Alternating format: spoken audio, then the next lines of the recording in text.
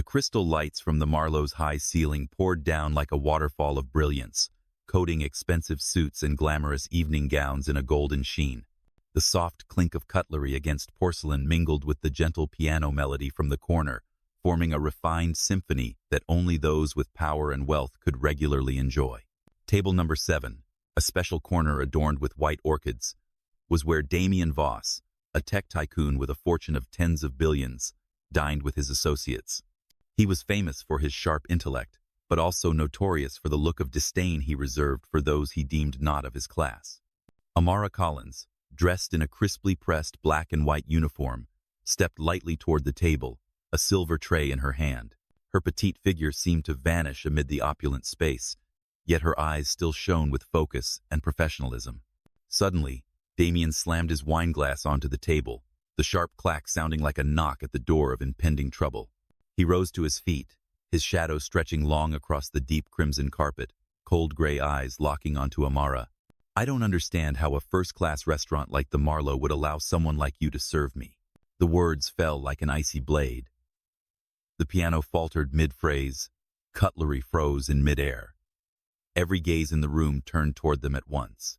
Amara tightened her grip on the silver tray until her fingers turned pale. She could hear her heartbeat pounding in her ears, but her face fought to remain calm. Deep in her brown eyes, a small spark flickered. The spark of pride that had never gone out, even in the face of raw power and naked contempt. In the following table, a blonde woman in a red satin dress leaned slightly to whisper to her companion. Farther away, an elderly couple exchanged glances, their eyes a mixture of discomfort and unease. The entire room held its breath, waiting for the following words. Damian smirked, his voice clear and dripping with arrogance. "I came here for a first-class dinner, not to be part of your cheap diversity showcase." The air grew thick. Even the flickering candles on the tables seemed to waver under the weight of those words. Before stepping into the Marlowe's glamorous high-pressure world, Amara Collins's life was bound to the pothole-ridden streets and gray concrete walls of Compton, an area the whole of Los Angeles had labeled as dangerous and best avoided. On early mornings, Amara would hear helicopters circling overhead and the wail of police sirens seeping through the worn windows of the low-rent apartment. Her mother worked the night shift as a cleaner, and her father worked as a warehouse security guard. They worked tirelessly, yet their wages were never enough to escape poverty. From a young age, Amara knew what it meant to be labeled. At school, she was teased for her natural curls and dark skin. Many teachers assumed she would never go far and spoke more about limits than opportunities. But she dreamed of becoming a choreographer, turning every melody into a story on stage. At 19, that dream shattered. Amara discovered she was pregnant by accident. The baby's father, the young man she had trusted, abandoned her the moment he found out. From then on, she faced stares laced with pity and judgment, and poisonous rumors whispered across the neighborhood. But when she held Elena, her tiny baby girl, in her arms, Amara knew she had found a reason to live stronger than ever. In the following years, she took any job she could find, washing dishes at a diner, cleaning offices at night, doing laundry for wealthy families. The meager pay was enough to cover rent and buy food, but bills piled up endlessly, threatening to swallow them whole. The hardest part wasn't poverty, it was prejudice. When Elena was 6, she came home one day with teary eyes. "Mom," the kid said, "I can't be a princess because my skin isn't white." Hearing that, Amara felt her heart tighten painfully, but she smiled and pulled her daughter into her arms. "Elena, you will be the most beautiful princess in your own way." When the Marlowe, the most luxurious restaurant in Beverly Hills, hired Amara, it wasn't just a job. It was a rare ticket out of the cycle of poverty and a chance to build a brighter future for her daughter. But she knew that in a place like that, she would have to work 3 times harder than anyone else to be recognized.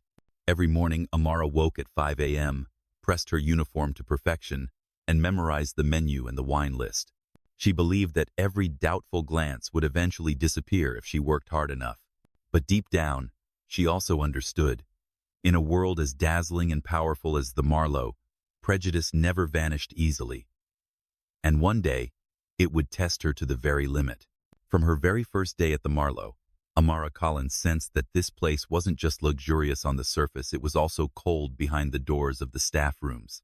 In the employee lounge, the lively chatter of her coworkers would suddenly go silent the moment she walked in. Their eyes would flick over her like a passing chill, then drop back to their phone screens or the notebooks on the table. It felt like an invisible door slamming shut right in front of her. One afternoon, while preparing service equipment, Amara happened to overhear two co-workers, Chloe and Marissa, speaking in the hallway corner. "I don't understand why Madeline hired her." Chloe's voice was laced with irritation. "Probably to make the place look more diverse," Marissa replied, drawing out her words as if it were some private joke. "But serving VIP guests? She'll never be able to handle it." Each word was like a thin blade slicing into Amara's pride. She bit her lip, took a deep breath, then quietly stepped out of the corner, her hand still clutching the service napkin as though holding on to her last bit of dignity. The customers were no less challenging. Many gave her a sweeping glance from head to toe, as if questioning whether she truly belonged in such an opulent setting. Some would bombard her with questions about the menu in deliberately garbled tones, as though testing her patience. But Amara refused to be passive. Every morning, she arrived at least 2 hours early. She inspected each crystal glass under the light, ensuring they were spotless. She adjusted every tablecloth corner so the edges aligned at perfect right angles. She memorized every detail of the wine list from flavor profiles to the history of each vineyard, so that when customers asked, her answers flowed as smoothly as poured honey. Gradually, some regular patrons began to remember her name. On certain evenings, a successful businesswoman would lean in after her meal and quietly say, "Thank you, Amara. Your service is wonderful." Rare praise like this became the tonic that kept her going through each long day. Still, deep inside, Amara knew that coldness and prejudice lurked in the shadows of the Marlowe. And she had no idea that, in just one night, all of it would surface in its most blatant form through a man named Damian Voss. On Friday night, the Marlowe was awash in amber light, spilling from crystal chandeliers, reflected in wine glasses and pristine white tablecloths. The soft chime of cutlery rang out like the background rhythm of an opulent soiree. Victor Lane, the restaurant's longtime manager, moved faster than usual. His face was taut, eyes darting across the room. Spotting Amara Collins just as she stepped into the service area, he pulled her aside and lowered his voice. "Amara, tonight we have a very special guest. Damian Voss just booked the VIP table 30 minutes before service." At that name, Amara's heart tightened slightly. Damian Voss, tech billionaire, a man who had made headlines for his veiled racist remarks. He was the embodiment of cold power, a fixture at high society events, always surrounded by people well aware of the force of money. "But I'm not serving his table, am I?" Amara asked quietly. Victor shook his head. "No, Julian's got it. But be careful, he's difficult." The restaurant's grand doors swung open. A group entered, led by Damian Voss himself. His navy-tailored suit fit his tall frame perfectly, and his polished Italian leather shoes gleamed. His gray eyes swept the room like an appraiser gauging the value of everything inside. Behind him trailed his assistant and two security men in black suits, earpieces in place. The whole space was slow. Some guests inclined their heads in greeting. Others watched in silence. Damian headed straight for table 9, the most prestigious corner spot, where the lighting fell like a private stage. Julian, the central server, approached with a tray of champagne. But on his way back to the kitchen for more glasses, his foot caught on a fallen lemon slice. The tray crashed, glasses shattered, and champagne splashed across the floor, drawing startled looks from every direction. Julian clutched his ankle, wincing in pain. Victor rushed over, but seeing Julian's condition, he turned sharply to Amara. His gaze was both pleading and hesitant. "Amara, you'll have to serve Damian's table tonight. There's no one else." In that moment, Amara felt the room shrink around her. Damian's eyes had already found her from across the distance, cold and scrutinizing. She took a deep breath, straightened her uniform, and replied, "All right, Victor. I'll do my best." As Amara approached table 9, each step sounded against the plush red carpet. Damian looked up. A faint smirk touched his lips, a smile devoid of warmth. "Good evening, Mr. Voss. I'm Amara, and I'll serve you tonight," she said softly but clearly. Damian leaned back in his chair, his cold gray gaze lingering on her face longer than necessary. "I hope you know what you're doing. I hate repeating myself." In that instant, Amara understood tonight would not be an ordinary shift. It would be the most significant test she had ever faced. From the first minutes of service, Damian Voss seemed determined to make Amara Collins uncomfortable. When she brought the wine, he took the bottle, slowly turning the label in his hand before letting a faint smirk curl his lips. "I'm surprised. You know how to open this bottle? The Marlowe must have trained you very thoroughly. For someone like you." The remark was pitched just loud enough for the neighboring table to hear. Amara kept her polite smile, her hands steady as she poured, her voice still soft. "Sir, I was trained under the same procedures as every other staff member here." But Damian wasn't finished. When the appetizer was placed before him, he glanced at the plate and then back at her, enunciating each word. "I hope you didn't spill anything on the table. I've had an unprofessional server ruin an entire evening before." The words unprofessional were weighted like a knife twisting at her pride. A few nearby guests glanced over, their expressions caught between discomfort and irritation. Amara remained composed, placing the plate down with exact precision, each centimeter aligned. "I assure you, sir, you will not be disappointed." Damian leaned back, arms folded, a cold smile on his face. "Oh, I'm already disappointed. But that's fine. I wasn't expecting much to begin with." Those words hit like a heavy blow against the wall of patience Amara had built all evening.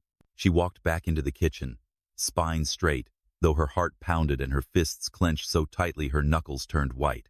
When she returned with the main course, a premium cut of Wagyu beef, she could feel every gaze drawn toward table 9-inch the room. The air seemed to grow heavier. Damian looked at the steak, then deliberately raised his voice. "I've been thinking, and realize you don't belong here. The Marlowe must be desperate, hiring someone like you to flaunt diversity." The room froze. The clinking of cutlery, the hum of conversation, everything stopped. Amara stood tall, her deep dark eyes sparking like a sudden flame. Her voice rang out, steady despite the furious pounding of her heart. "Mr. Voss, you may be able to buy a luxurious dinner, but you cannot buy respect." The words cut through the dining hall like a hammer shattering glass. Several guests looked up, a few nodding subtly, others exchanging startled glances. For a brief moment, Damian Voss froze then, his face flushed red with anger. He slammed his hand on the table, making the wineglass tremble. "You just made the biggest mistake of your life." The air inside the Marlowe was so thick that even a sharp breath could shatter it. Every gaze in the dining room felt like a blade aimed at table 9. Some guests whispered, others sat frozen, waiting to see what would unfold. Victor Lane appeared at Amara's side, his face pale. He spoke just loudly enough for her to hear. "Amara, do you realize what you've just done? Damian Voss. He could have you fired with a single phone call." Amara drew a deep breath, keeping her eyes locked on Victor's. "I know, but I can't stay silent. If I bow my head today, I'll have to bow it forever." Before Victor could respond, the restaurant's large glass doors swung open again. Damian Voss returned, less than 5 minutes after storming out. This time his face was crimson, his gray eyes glinting with an icy fury. 2 black-suited bodyguards followed close behind, their heavy footsteps pressing into the deep red carpet. He strode straight toward her, stopping only a few steps away.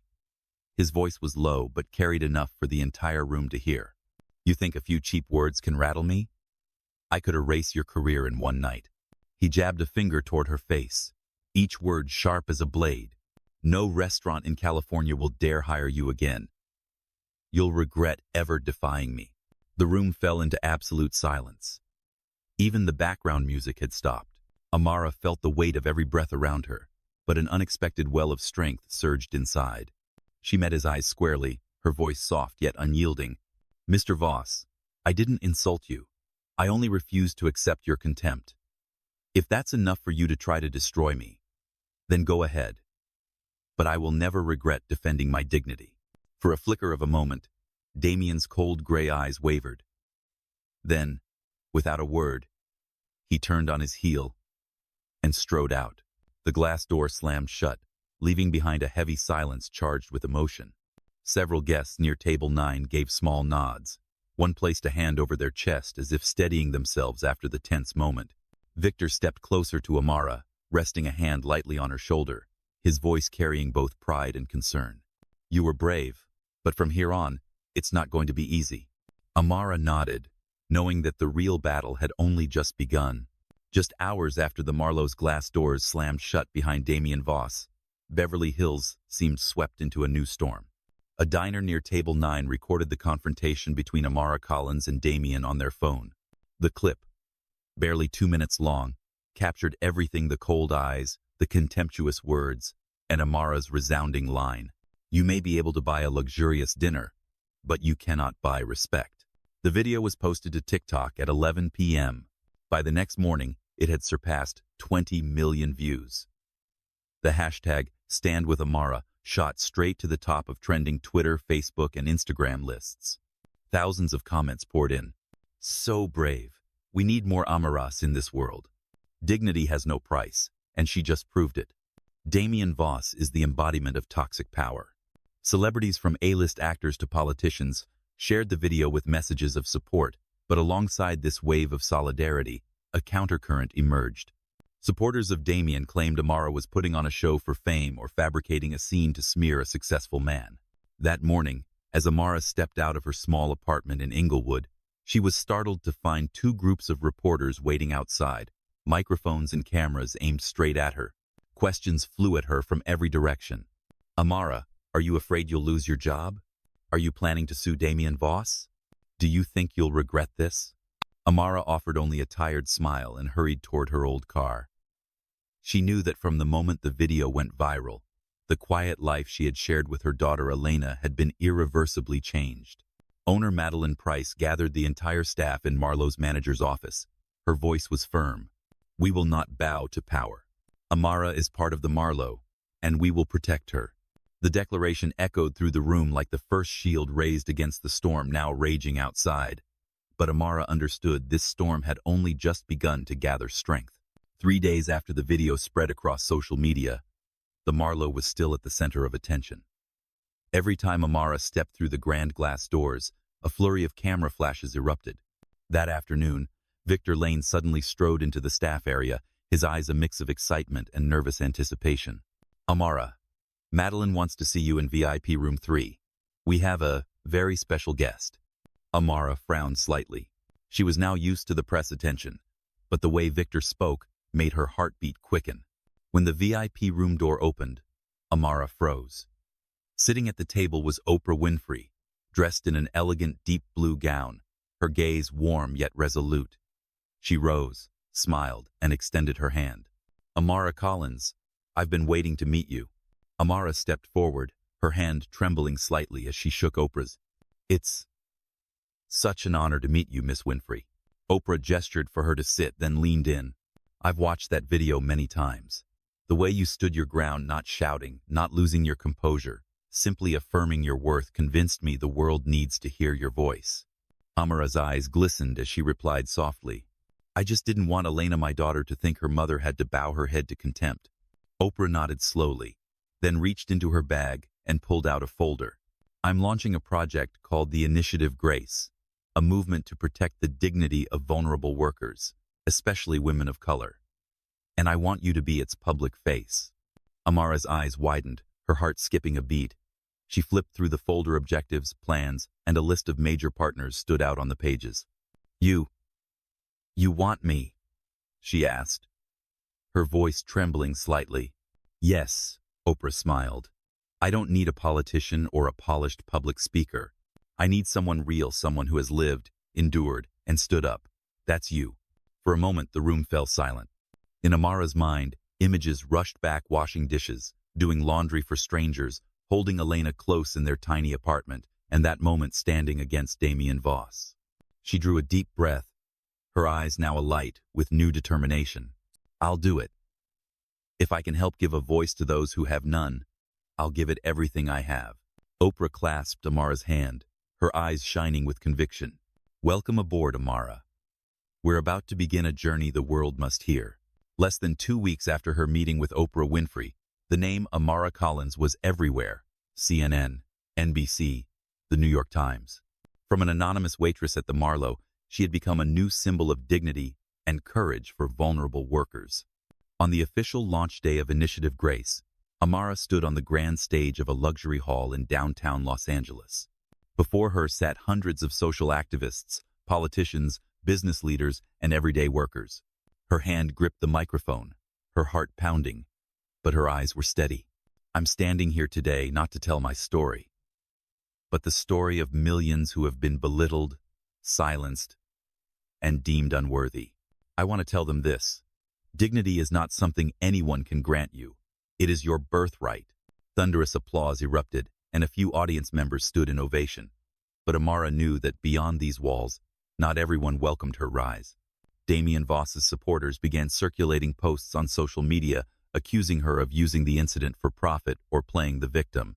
Anonymous accounts sent threatening messages. We'll make sure you stay silent. Go back to washing dishes. Even so, Amara was not alone. Madeline Price, owner of the Marlowe, hired extra security to protect her and her daughter, Elena. Oprah called regularly to offer encouragement. Amara, the harder they try to silence you, the more proof you have that your voice carries real power. Don't step back. Interviews and speaking engagements followed one after another. She told her story at universities, attended anti-racism conferences, and always ended with the same message. When we stay silent in the face of injustice, we become accomplices. When we speak out, we open the path to change. In the whirlwind of public attention, Amara realized this was no longer a personal battle. It was a movement. And she, whether she had intended it or not, had become its voice.